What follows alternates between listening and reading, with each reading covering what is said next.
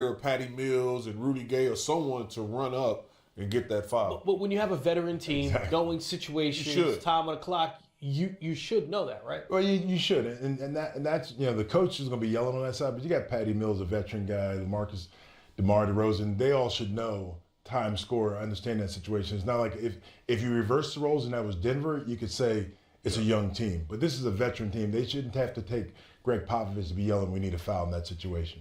Yeah, it was a 2-second difference, so you knew you had to foul to get yourself some time. I mean, look, we talked about this prior to the start of the series and the difference between Greg Popovich. We know his history as far as, where he stands with most wins in NBA history and also in postseason history as well, being atop that leaderboard. But Mike Malone, it seemed as if his players made the right decisions down the stretch. Is that kudos to him in seeing how those guys were able to make all the right choices? Absolutely. I think he's on that short list when you talk about Coach of the Year. It's him, Coach Nurse, Bud, Doc Rivers, and Nate McMillan. So all of those guys done a remarkable job all season long. But to see him come out of timeout situations and get that lob for Murray, that was an excellent draw up, and I felt like that was the momentum swinger for those guys. And they just did a remarkable job of keeping their composure. Even when the game got close, I told you it wasn't going to get to 4.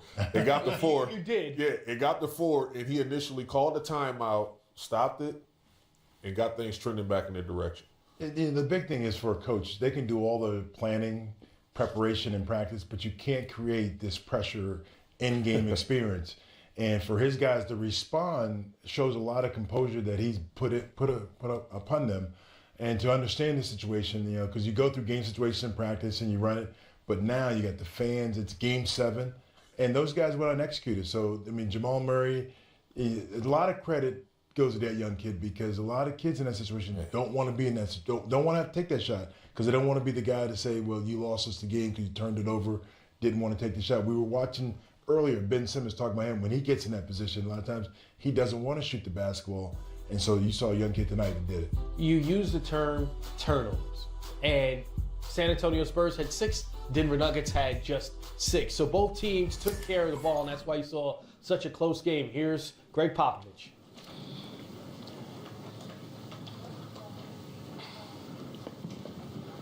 It appeared as though you were calling loudly for a foul at the end. What happened there? Was there a miscommunication? Well, obviously, he didn't hear anybody because he didn't foul.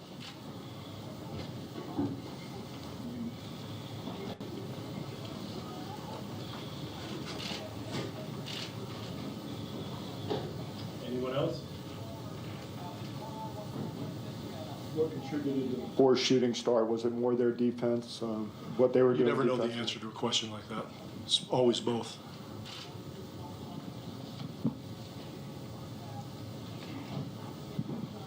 Coach, your overall thoughts of the season? Group of new guys together, still get it to a Game 7 first They round. did a good job. I think that they hung together real well, and they just played the second seed and played them 11 times. It's 5 and 6 in those 11 games. So they've done well for themselves, having never played with each other a minute before this season.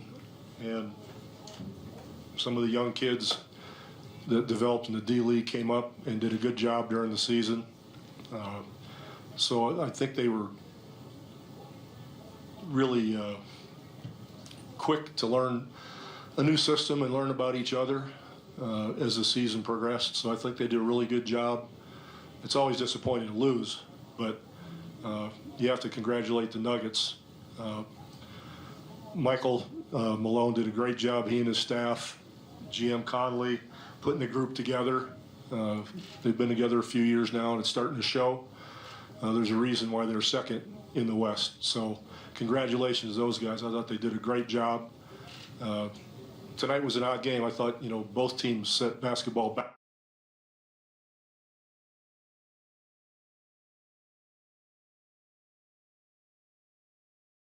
back in the first half.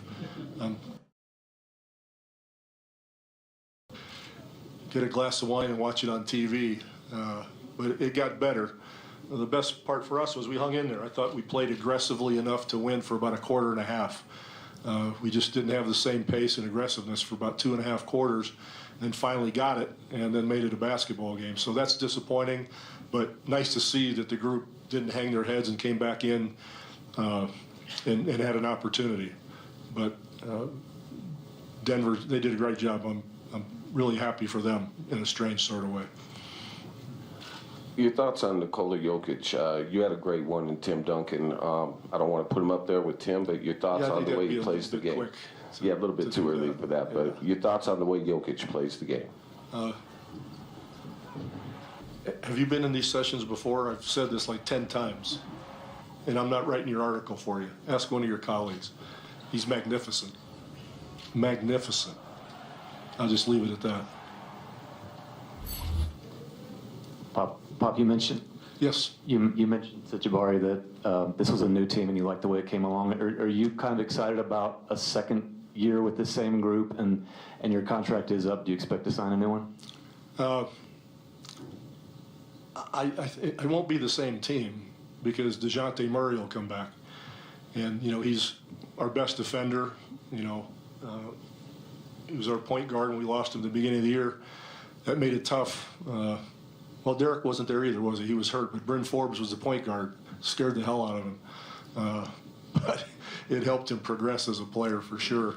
So it'll be a different team just simply because DeJounte will be back, assuming everything goes well. So we were expecting big things out of him. So the team will be deeper, obviously, next year.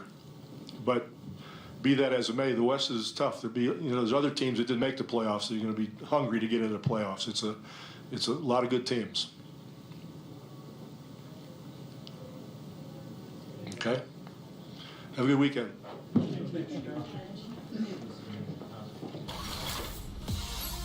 So it's the first time in the Greg Popovich era, which started in 1997, that the Spurs have lost in the first round in back-to-back years. And you heard him mention DeJounte Murray because it's easy to forget about it because of the season that the Spurs have had. But he was supposed to be one of their cornerstones to go along with DeMar DeRozan and LaMarcus Aldridge.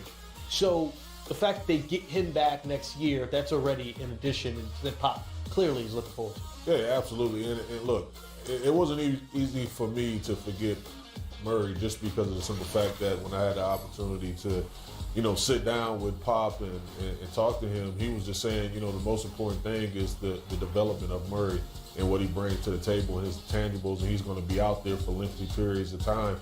So to see him not out there, that's a void that they couldn't fill in that space. But best believe next year, they'll have a special year.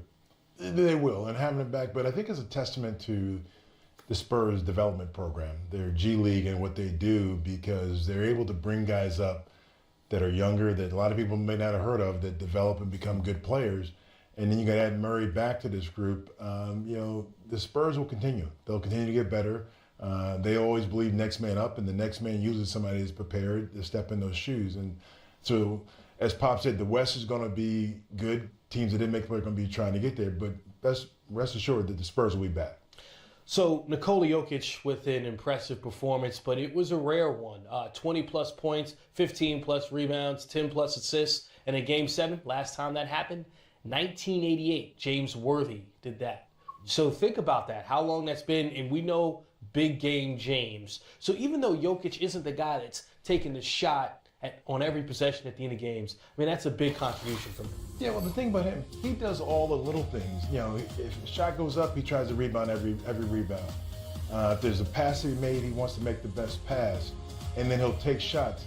He's not out there trying to just do one facet of the game. He's out there trying to do it all, and that's great for him because the fact is he's a complete player, a complete basketball player, especially as a big man, to be able to pass like he can, to rebound like he can, and to score.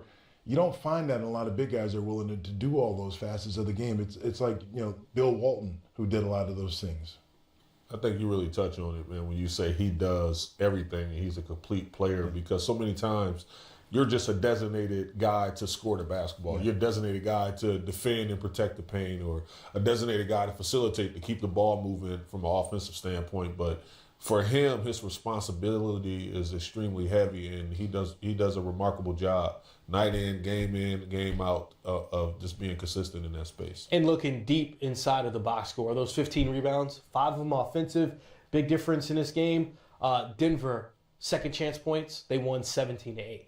Right? So when you try to figure out, okay, what was the biggest difference in a game in which there were a lot of missed shots because the Spurs struggled to connect early on, and Jamal Murray 1 for 6. Those second chance points, really something you can hone on and look at Nikola Jokic as being a big part of that. Yeah, and that's how you win Game 7. It's the little things. It's not Jamal Murray's floater, which it was big, but it's those second chance points to give you extra opportunities to rebound the basketball, especially in a game where there weren't a lot of points, especially in the first half. So when you get those second chance points, it gives extra rebounds. It's all those coaches always talk about. We got to do the little things. We got to get the hustle plays, and Denver does that, and they do it all year long. They do the hustle thing, and it starts with Jokic.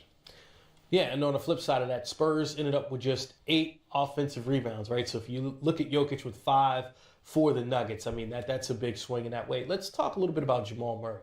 Started this game 1 for 6, but man, didn't lack confidence. 8 for 13 in the second half, and that includes that last three-pointer that almost went in. So really, he got hot when his team needed it most, but he had that confidence to keep taking the shots. Well, we're going to talk about that a little bit later because here's Mike Malone.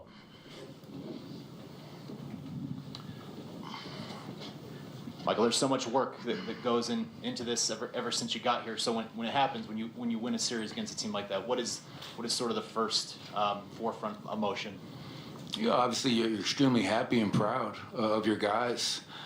To come so close the last 2 years and miss the playoff by 1 game, and to challenge every player in our roster to come back an improved player, and the buy-in, the commitment, all season long, all summer long coming into the year. And, this was a really hard-fought series. I mean, evenly matched. I think if we played 20 times, it'd be 10-10.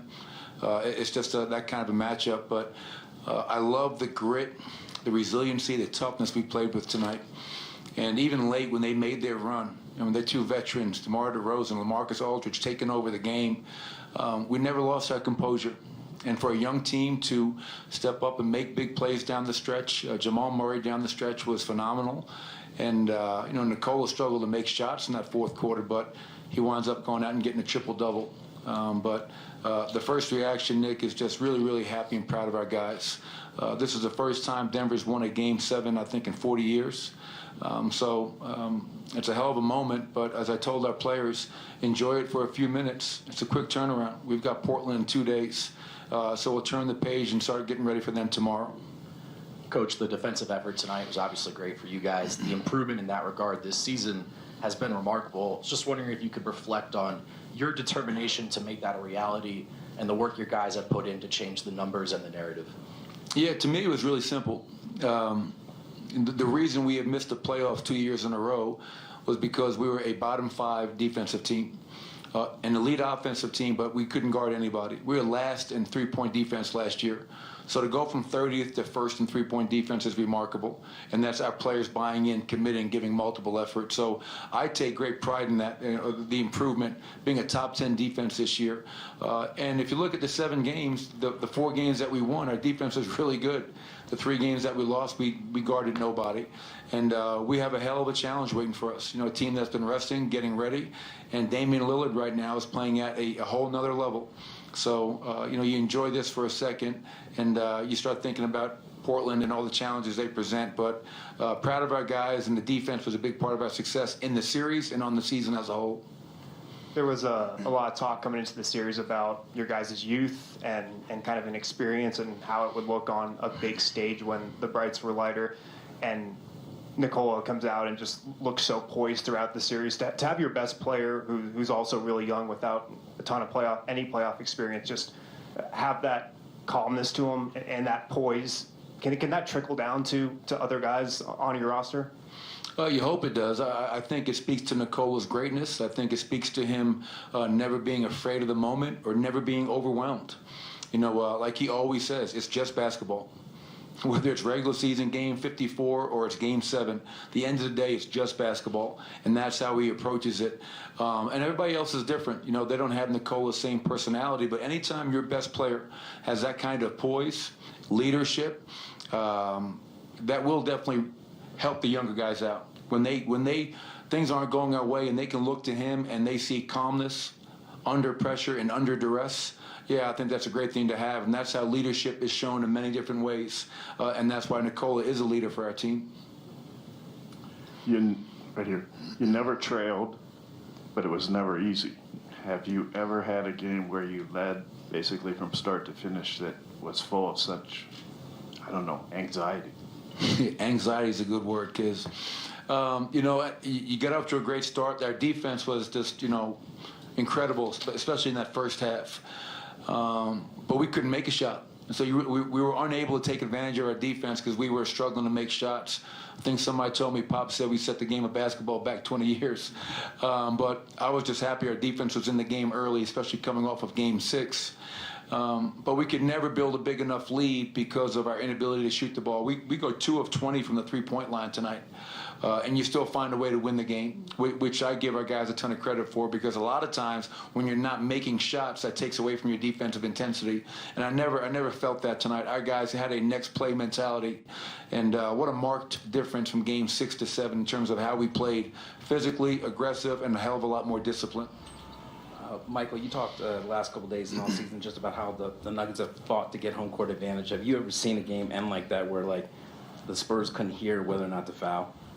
Yeah, there was kind of a crazy situation. Pop was on the court trying to get them to foul. They couldn't hear him. And our fans deserve so much credit. You know, one of the things, I was just telling Josh Kroenke this, I love thinking about 4 years ago when I got this job, and you looked in the stands, it was witness protection night. There was nobody here. Oh, really? In 4 years, building this from within, building it internally with really good people, high character people, to see where we've come in 4 years, to being a team that won a Game 7 at home and advancing to the second round for the first time in a while is incredible. You know, it's almost, you know, surreal at times. And our fans have been phenomenal. The buy-in from our fans, that atmosphere tonight, every home game. We had the best home record in the NBA this year. Yes, because we have very good players. But more importantly, our fans showed up and made this a tremendously difficult place to play in. So great atmosphere, and we know the Nugget fans are going to bring it for round 2. Mike, you talked about the challenges of preparing for Portland. Obviously a different kind of team than what you just faced. How can you even approach something like that in one day? Well, it's, you know, one thing I can maybe allude to would be during the regular season, we had the best record and third best record in NBA history on the second night of back-to-backs. And that to me shows our team is able to turn the page, refocus, and understand who we're playing the next night. So hopefully we can use some of that getting ready for Portland, because it is a challenge. They've been resting. They've been waiting for us, or San Antonio, whoever won tonight. But the good thing for us is they're a division opponent. We played them 4 times. We know them well, and we know their personnel well. Still going to be a hell of a challenge, you know. But I think our guys are definitely excited for that challenge. Coach, you were saying before the game that you'd play Jokic 48 minutes if you had to. You came up about 4.5 minutes short. I'll make up for it next game. Was that maybe the most impressive thing about him tonight, that he hung in there against a very physical defensive approach from the opposition for almost 44 minutes? Yeah, we ask him to do so much. I mean, so 44 minutes in and of itself is pretty remarkable in a Game 7 for a guy that's never played this many games. And then you think about how much we ask him to do offensively and defensively, being the centerpiece of our offense, a guy that makes plays for everybody throughout the night. And defensively, he's guarding every pick and roll or in the post. I started questioning myself a little bit to start that fourth quarter. He missed his first 3 shots, and I said, you know what, maybe I should have gotten him out. Got him a quick break, because maybe that fatigue is starting to kick in. But then I said, I can't take him out. I got to keep him in the game, because even when he's not making shots, he has a tremendous impact on the game. He creates space for everybody else. Great players make all the other players better around them, and that's what Nikola does every night. So that's what we needed. I thought Mason Plumlee was terrific tonight off the bench, his best game of the series. I thought Malik Beasley's rebounding, 7 rebounds, was terrific. Late in the game, we had a possession. We got 3 or 4 straight offensive rebounds, which was a big part of that fourth quarter. So great team win. I'm so happy and excited for our group. Coach, you generated a lot of open looks in this series, and you guys just missed a ton of them off of great action. Are there things that you think you can shore up and improve on going into that series versus Portland? And also, the other question is, going into these playoffs, the coaching staff, the players all said about how this would go. We don't know. We don't know till we get there. What did you learn from the first playoff series? Oh, I think we learned that Nikola Jokic is a special player. You know, I knew he'd play well. I didn't know that he would average near a triple-double in 7 games. You saw Jamal Murray, I think, in the 4 wins, he was spectacular. The 3 losses, he struggled. And that's a constant conversation between he and I about his challenge to be a great player will be consistency. And tonight, on the biggest stage in the biggest game, we don't win that game without Jamal Murray. Big shot after big shot. I think he had 16 points in the second half. So you learned that our guys understand what it's going to take. They're resilient, they're tough, and they believe in one another, which is really strong. What was the first question? Forget it? Yeah, I don't know. I'm one question at a time. Coach, you've kind of mentioned this a bit. I haven't. There's a lot of things I think maybe people nationally don't know about this team, but the one thing I've never heard people nationally say or talk about is the grit and resiliency. You just mentioned that. You kind of talk about this series and maybe how that was the best example of them bending often but not breaking.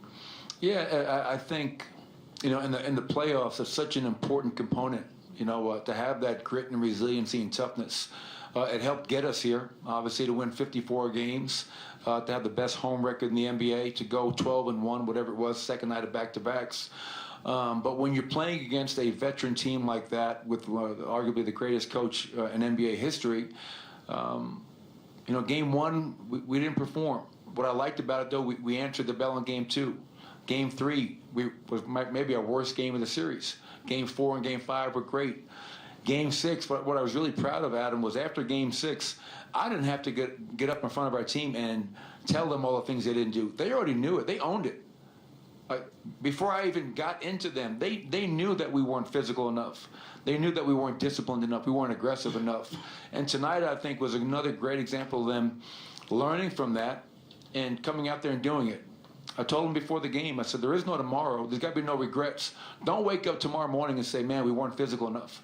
Don't say we weren't aggressive enough. You got to leave it all out there. And we did that from the jump ball all the way to the end. So, and that's going to be really important moving on. A division opponent, Portland, can't say enough about the job Terry Stotts has done and the level that team is playing at right now. Appreciate it, everybody.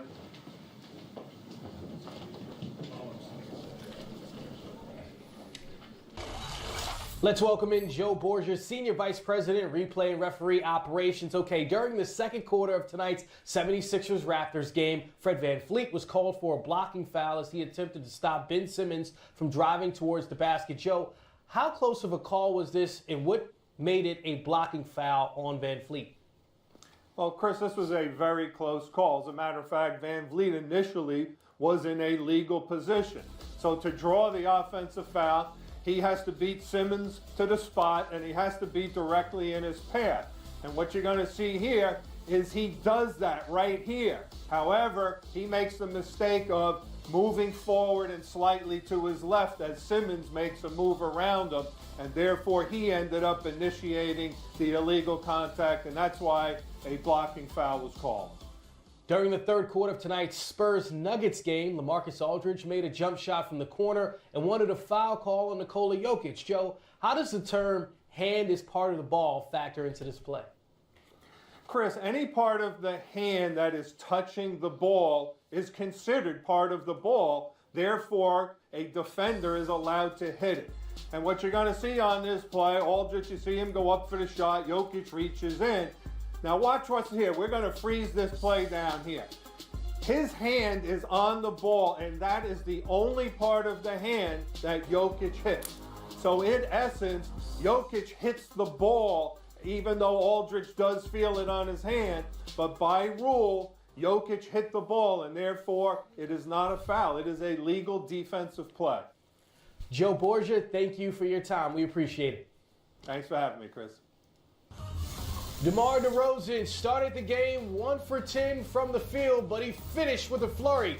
Wasn't enough. We'll hear from Spurs and Nuggets players next on GameTime Live.